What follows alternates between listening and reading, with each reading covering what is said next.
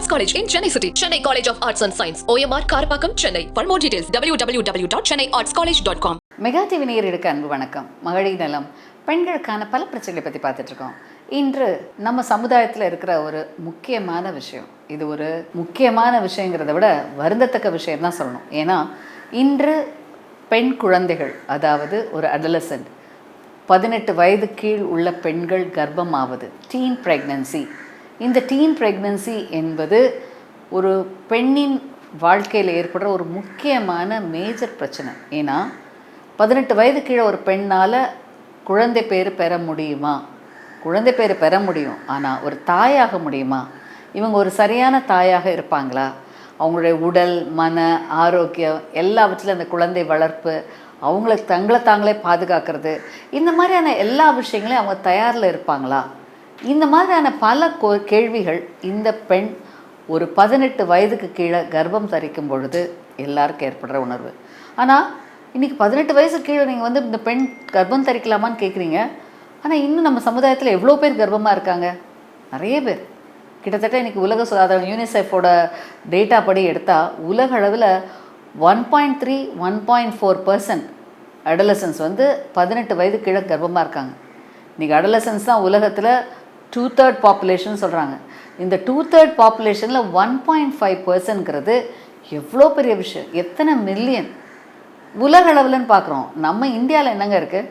இன்றைக்கி NHSோட டேட்டா 2019 20 1.1% இருந்தது நாங்கள். ஆனால் இதுவே கோவிட் வந்த பிறகு 2020 2022 1.3 அப்படின்றாங்க. ஆனால் 2022 24 பார்த்தீங்கன்னா 1.5. இது அதிகரிச்சுட்டே வருது. இன்றைக்கி உலக அளவில் இந்த கர்ப்பம் என்பது 18 வயதுக்கு கீழ் உள்ள பெண்களோட அதிகரிக்கிறதுங்கிறது ரொம்ப வருந்தத்தக்க விஷயம். அது நம்ம தமிழ்நாட்டில் இன்றைக்கி இருக்கிற நீங்கள் பார்த்தீங்கன்னா கடந்த ஒரு மாதத்தில் 3 பேப்பர் நியூஸில் பார்த்தீங்கன்னா பல கிராமங்களில் பல டிஸ்ட்ரிக்டில் இந்த டீன் ப்ரெக்னன்சி அதிகரித்திருக்கிறது என்பது ஒரு அதிர்ச்சிகரமான தகவல். இன்றைக்கி பெண்கள் என்பவர்ட் ஆகணும், படிக்கணும், நல்ல நிலைக்கு வரணும், நல்ல வாழ்க்கையில் முன்னேறணும், அவங்க கேரியரில் செட்டில் ஆகணும்னு பலரும் எதிர்நோக்கி வயதான காலத்தில் கல்யாணம் பண்ணுறாங்க, வயதானத்தில் குழந்தை பேர் பெறுறாங்க. ஸோ இந்த வகையில் NHSோட இந்த 1.5ங்கிறது ரொம்ப அதிர்ச்சிகரமான தகவல். நம்ம தமிழ்நாட்டில் எடுத்துக்கிட்டிங்கன்னா கடந்த ஒரு மாதமாக நீங்கள் பார்த்தீங்கன்னா எத்தனை பேப்பர்ஸில் இந்த டீன் ப்ரெக்னன்சினால் வர விளைவுகள், இதை பற்றி வர நிறைய இன்க்ரீஸ் ஆகிருக்குன்ற கருத்துக்கள்ங்க ரொம்ப கவலை தர்ற விஷயம். இன்றைக்கி நான் குழந்தையின்மை சிகிச்சை நிபுணர்ன்ற முறையில் வயதான பெண்கள் திருமணம் அடைகிறாங்க, குழந்தை பேர் இல்லை அப்படின்னு சொல்லி பார்க்குற ஒரு செக்டரில் இந்த 18 வயது கீழே கர்ப்பம் தரித்து தங்களுடைய வாழ்க்கையில் பல துன்பங்களை அடைகிறாங்கன்றத ஒரு முக்கியமான விஷயம். ஸோ ஒரு திருமண வயது, ஒரு குழந்தை பிறப்பு வயதுங்கிறது ஒரு முக்கியமான விஷயம். இதற்கு ஏன் அந்த முக்கியமான விஷயம் சொல்கிறோம்? ஒரு 20 வயதில் தான் இந்த பெண் உறுப்புகள், அவங்களோட ரீப்ரொடக்டிவ் சிஸ்டம், அவங்க கர்ப்பப்பை, கர்ப்பத்தை எதிர்நோக்கிற முதிர்ச்சி, அதனுடைய வளர்ச்சி, உடல் ரீதியான அதற்கு தயாரிப்பு, இது எல்லாம் தயார் நிலையில் வர்றதே இந்த 20 வயதுக்கு மேலே தான் வருது. அதனால தான் ஒரு பெண்ணானவள் 20 வயதுக்கு மேலே தாயானா தான் ஒரு உயிரை உருவாக்குறாங்க. அந்த உயிரை உருவாக்குறது மட்டும் நம்மளோட கடமை முடியறது இல்லைங்க. அது கர்ப்பத்தில் வச்சு அந்த குழந்தைய அப்பா ஆரோக்கியமாக வளர்க்கணும். அந்த குழந்தை ஒரு ஆரோக்கியமான குழந்தையாக பிறந்தால் தான் அது ஒரு ஆரோக்கியமான எதிர்கால ஒரு நபராக உருவாகுவாங்க. அதன் மூலமாக ஒரு நல்ல சந்ததி உருவாகும். ஸோ இதை எல்லா தாய்மார்கள், இதை பார்க்குற எல்லா தாய்மார்கள், எல்லா வித வீட்டில் உள்ள பெரியவங்களும் தெரிஞ்சுக்கணும். உங்கள் குழந்தைகளுடைய திருமண வயது எப்பொழுதுமே 20க்கு மேலே தான் இருக்கணும். இன்றைக்கி ஏன் சொல்கிறேன்னா, இந்த NHS டேட்டா படி 1.5 குழந்தைங்க 18 வயசுக்கு கீழே கர்ப்பம் தரிக்கிறாங்க. அதில் கிட்டத்தட்ட இந்த 18 வயது கீழே 26 முதல் 27% பெண்கள் திருமணமானவங்கன்றதா அதிர்ச்சிகரமான தகவல். ஸோ திருமணமாச்சுன்னா குழந்தை பேர் பெறுவதற்கான எல்லா ஓப்பன்னஸும் இருக்குது. இதை நம்ம எல்லோரும் தெரிஞ்சுக்கணும். ஸோ அப்போ 26% பெண்கள் திருமண வயதில் 18 வயசுக்கு கீழே இருந்தால் அவங்க எப்படி குழந்தை பெறாமல் இருப்பாங்க? இது எவ்வளோ பெரிய அதிர்ச்சிகரமான தகவல். அதை விட பார்த்திங்கன்னா 13 வயதுலேருந்து 15 வயதுக்குள்ளே கர்ப்பம் தரிக்கிற பெண்களின் எண்ணிக்கை 7 முதல் 8%. இது ரொம்ப ரொம்ப இன்னும் அதிகமான ஒரு ரிஸ்க். ஸோ அந்த வகையில் வயது குறைவாகும் பொழுது இந்த பெண்கள் கர்ப்பம் தரிப்பது எவ்வளோ பெரிய தவறு. அவங்களே குழந்தைங்க, அந்த குழந்தைங்களால் ஒரு குழந்தை பேர் பெற முடியுமா? உங்கள் வீட்டில் ஒரு 16 வயது 15 வயது உங்கள் பெண் குழந்தை 9th ஸ்டாண்டர்ட் 10th ஸ்டாண்டர்ட் படிக்கிற பெண் கர்ப்பம் தரிச்சாங்கன்னா என்ன நடக்கும்? எவ்வளோ பெரிய விஷயம். அப்போது இதை பற்றியான விழிப்புணர்வு நம்ம எல்லாருக்கும் கண்டிப்பாக தேவை. ஏன்னா இதை பற்றி நம்ம இவ்வளோ பேசுகிறோமே, ஆனால் இன்னும் ஏன் நம்ம சமுதாயத்தில் இருக்குது? கிட்டத்தட்ட 4 ஒரு குழந்தை, பெண் குழந்தை 18 வயசுக்குள்ள திருமணம் ஆயிருக்காங்கங்கிறது அதிர்ச்சிகரமான தகவல். ஸோ இப்படி இருக்கிற சூழ்நிலையில் அவங்களுக்கு எப்படி கர்ப்பம் தரிக்காமல் இருப்பாங்க? இதில் என்ன பிரச்சனைகள் இந்த பெண் எதிர்நோக்குறாங்க? இதை பற்றி நிறைய தெரிஞ்சுக்கணும். ஏன்னா இன்றைக்கி ஒரு பெண் 18 வயதுக்கு கீழே அவங்களால எந்த விஷயத்துலையும் உடல் ரீதியாகவும் மன ரீதியாகவும் சில விஷயங்களை முடிவு செய்வதிலையும் எந்தவித சரியான ஸ்டான்ஸ் எடுக்க முடியாது. ஏன்னா இதுக்கு விஞ்ஞான ரீதியாக பல ரீசன்ஸ் இருக்குது. முக்கியமான ஒன்று, ஒரு மனிதனுடைய மூளை ஒரு 20 வயது ஆகும்பொழுது தான் அவங்களோட டிசிஷன் மேக்கிங்ஸ், ஒரு 18-19 வயதுக்கு மேலே டிசிஷன் மேக்கிங்ஸ் கரெக்டாக இருக்கும். ஏன்னா அந்த நெட்வொர்க்கிங் ஃபார்மேஷன் எல்லாமே அந்த ஸ்டேஜில் தான் உருவாகுது. அதனால தான் இன்றைக்கும் உலக அளவில் ஒரு லைசன்சிங், ஒரு டிரைவிங் லைசன்ஸ் கொடுக்குறோன்னா நீங்கள் ஏன் 18 வயசுக்கு மேலே கொடுக்குறோம்? அப்போ தான் அந்த குழந்தைகளுடைய அந்த மூளையோட தீர்மானிக்கும் திறன் ஓரளவு பக்குவப்படுகிறது. அந்த இன்டர்நெட் கனெக்ஷன்ஸ் மாதிரி நம்ம மூளைகளில் பல கனெக்ஷன்ஸ் இருக்குது, நெட்வொர்க்கிங். இந்த நெட்வொர்க்கிங் சிஸ்டம் அனைத்துமே பல ஆர்கனைஸ்டாக ஒர்க் பண்ணுற கெப்பாசிட்டி அந்த ஸ்டேஜில் தான் வருது. அதனால தான் இந்த அடலசன்ட் பருவங்கிறது ஒரு முக்கியமான காலகட்டம். இந்த காலகட்டத்தில் ரிஸ்கி பிஹேவியர் நிறைய நடக்கும், தவறான ஆக்சிடென்ட்ஸ் நிறைய நடக்கும், நிறையவர்களோட டிசிஷன் மேக்கிங் சரியானதாக இருக்காது. இந்த காலகட்டத்தில் எடுக்கிற எந்த முடிவுகளும் சீரான முடிவுகளாக இருக்காது. ஆனால் அவங்க நினைப்பாங்க அது செய்கிறதெல்லாம் கரெக்டு. அவங்களோட திங்கிங் அப்படி இருக்கும் அந்த அடலசன்ட் ஏஜில். அந்த பிரெயின் அப்படி ஒர்க் ஆகும். ஸோ இதில் நல்ல விஷயங்களுக்கு இந்த பிரெயினை இந்த தீர்மானங்களுக்கு கொண்டு போகிறது நல்லது. நல்லா படிக்கணும், நல்லா முன்னேறணும், நல்ல விதத்தில் வாழ்க்கையில் ஸ்திரமாகணும், நல்ல ஒரு எதிர்கால கனவுகளை வரணுன்றது இல்லாது ஒரு கர்ப்பம், அதற்கு முதல் உருவாகிற பாலியல் உறவு, இதுதான் இதில் ஒரு பெரிய பிரச்சனையாக அமைகிறது. ஸோ இதை பார்க்குற எல்லா நேயர்களும் தெரிஞ்சு கொள்ள வேண்டிய விஷயம், 18 வயதுக்கு கீழே ஒரு பெண் கர்ப்பம் தரித்தால் பலவித பிரச்சனைகளை எதிர்நோக்குறாங்க. இவங்களோட எதிர்காலமே கண்டிப்பாக சிதைந்து விடும். இது திருமணமான பின்பு வர்ற கர்ப்பமோ, இல்லை திருமணம் இல்லாது வர்ற கர்ப்பமோ, இல்லை திருமணம் இல்லாமல் 2 பேரும் புரிதலோடு கல்யாணம் பண்ணுற ஒரு ப்ரெக்னன்சியோ, எதுவானாலும் தவறு தாங்க. ஏன்னா இந்த காலகட்டத்தில் ஒரு பெண்ணின் உடல் இதற்கு பக்குவப்படவில்லை. ஒரு பெண்ணுக்கு ஒரு ரீப்ரொடக்டிவ் மெச்சூரிட்டி அப்படின்னு ஒரு சிஸ்டம் இருக்குது. இந்த ரீப்ரொடக்டிவ் மெச்சூரிட்டி சிஸ்டம்னா அவங்க கர்ப்பப்பை, அவங்க சினைப்பை, அவங்க கர்ப்பத்தை தாங்குவதற்கு அவங்க உடலில் ஏற்படுற பல மாற்றங்கள். ஏன்னா இன்றைக்கி ஒரு கர்ப்பம் ஆகும் பொழுது அவங்க உடலில் பல மாற்றங்கள் ஏற்படுகிறது.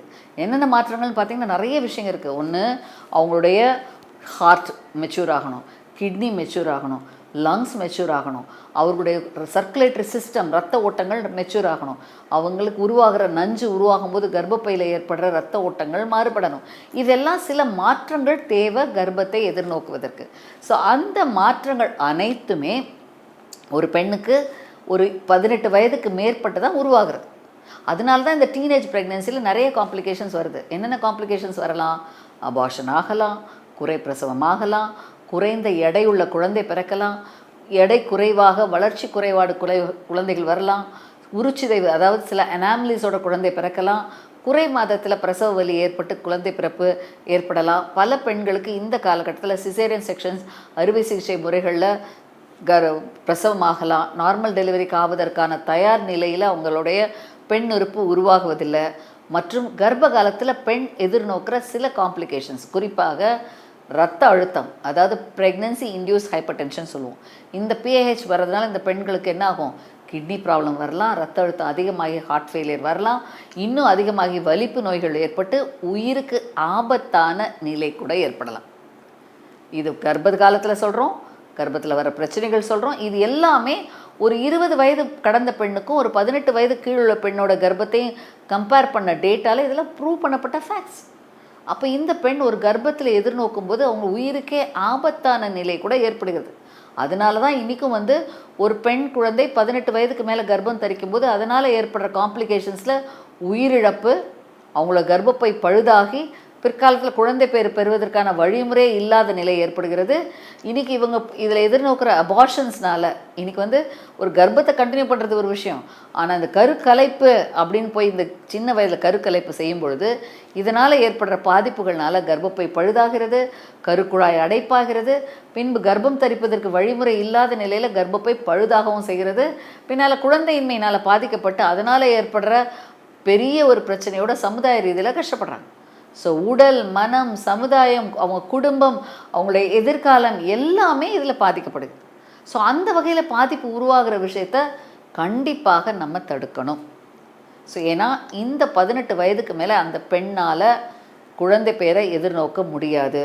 கர்ப்பகால காம்ப்ளிகேஷன்ஸ் டபுள் டு ட்ரிபிள், இதனால் உயிரிழப்பு, அந்த பெண்ணுடைய எதிர்கால உடல் எல்லா விதத்திலும் பாதிக்கப்படுகிறதுங்கிறது அனைத்தும் ப்ரூவ் பண்ணப்பட்ட உண்மையான விஷயம். இது உலக அளவில் எல்லாரும் தெரிஞ்ச விஷயம். இது தவிர இந்த பெண்ணால் ஒரு குழந்தை பேரே பெற்றாங்க. இன்றைக்கி வந்து 1 ஒரு பெண் 18 வயசுக்கு முன்னாடி திருமணம் ஆகுறாங்க, இவங்க தாயாகிறாங்க.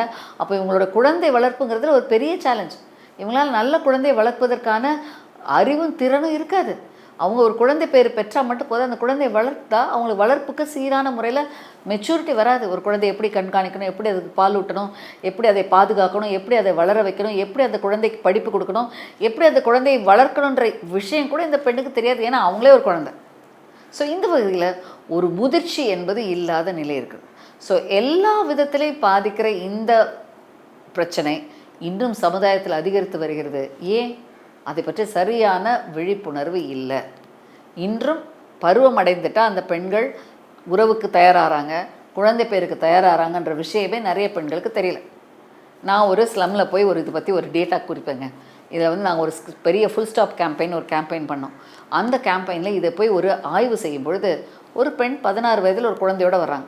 அந்த பெண்கிட்ட நான் கேட்குறேன், எப்படிம்மா நீ 16 வயசில் ஒரு குழந்தை இருக்க, அந்த குழந்தை ஒரு 8 மாதம் குழந்தை இடுப்பில் வச்சுட்டு வராங்க. அப்போ அந்த பெண் சொன்னாங்க, டாக்டர் கல்யாணம் பண்ணால் தான் குழந்தை பிறக்கும் நான் நினச்சேன் அப்படிங்கிறாங்க. ஸோ அந்த பெண்ணுக்கு எனக்கு திருமணம் ஆகாத குழந்தை பிறக்காதுன்னு நினச்சேன். எவ்வளோ பெரிய விஷயம்! திருமணமானால் தான் குழந்தை பேர் வரும்ன்ற எண்ணமே அந்த பெண்ணுக்கு ஒரு அவேர்னஸ் இல்லை. உறவு கொண்டா குழந்தை வரும்ன்ற விஷயமே அவங்களுக்கு தெரியல. அவங்களோட பயாலஜி தெரியல, அவங்களோட ரீப்ரொடக்டிவ் ஃபிசியாலஜி தெரியல. இதை யார் சொல்லி தருவது? நம்ம தான் சொல்லி தரணும். இன்றைக்கி டாக்டர்ஸ் நம்ம சொல்லணும், ஹெல்த் கேர் ஒர்க்கர்ஸ் நம்ம சொல்லணும், சமுதாய ரீதியில் இந்த சமுதாயத்தை பற்றி ஆர்வமுள்ள அனைவரும் இதை பற்றி சொல்லணும். இன்றும் பல ஹெல்த் கேர் சிஸ்டம் இதற்கு இருக்கிறது. ஆனாலும் இதை பற்றி தெளிவான விழிப்புணர்வு இல்லை. அப்போ இதனை தடுப்பது என்பது மிக முக்கியமான ஒன்று. ஏன்னா இந்த பெண் குழந்தைகள் இவ்வளோ பாதிப்பை உண்டாக்குறாங்க. நாளைக்கு உங்கள் வீட்டில் இருக்க பெண் குழந்தை இந்த பிரச்சனை வந்தால் அவங்களோட எதிர்காலமே பாதிக்கலாம். அவங்களோட உடல், மன ஆரோக்கியம். ஏன்னா இதில் பாதிக்கப்பட்ட பெண்ணுக்கு என்ன வரலாம்? அந்த பெண்ணால் படிப்பு படிக்க முடியாது, ஒர்க் பண்ண முடியாது, குழந்தையை கவனிக்கணும், எதிர்கால கேரியர் அவங்களால ஃபாலோ பண்ண முடியாது, ஒரு நல்ல நிலைக்கு திறனுக்கு வர முடியாது. ஒரு ஏழ்மையிலையும் பலவிதமான பிரச்சனைகளோடு தள்ளப்படுறாங்க. பல நேரங்களில் இதனால் அவங்க உடல் பாதிப்பாகி அவங்களோட எதிர்கால நிலையே பாதிக்கப்படுகிறது. எவ்வளோ பெரிய விஷயம்! ஸோ இந்த வகையில் ஒரு திருமண உறவில் வந்த குழந்தையாக இருந்தாலும் சரி, உறவு இல்லாமல் தவறான முறையில் வந்தாலும் சரி, திருமணத்துக்கு முன்பு தெரியாமல் பாலியல் உறவுகளையோ ஒரு ரேப்லேயோ செக்ஷுவல் அப்யூஸ்லேயோ வந்த குழந்தையாக இருந்தாலும் சரி, இது ஒரு பெண்ணுக்கு தகுந்த நிலை அல்ல. ஸோ இந்த டீனேஜ் ப்ரெக்னன்சி என்பது தடுக்கப்பட வேண்டும். இது ஒரு பெண்ணுக்கு பெரிய ஒரு பிரச்சனையை கொடுக்கக்கூடிய ஒரு முக்கியமான விஷயம்.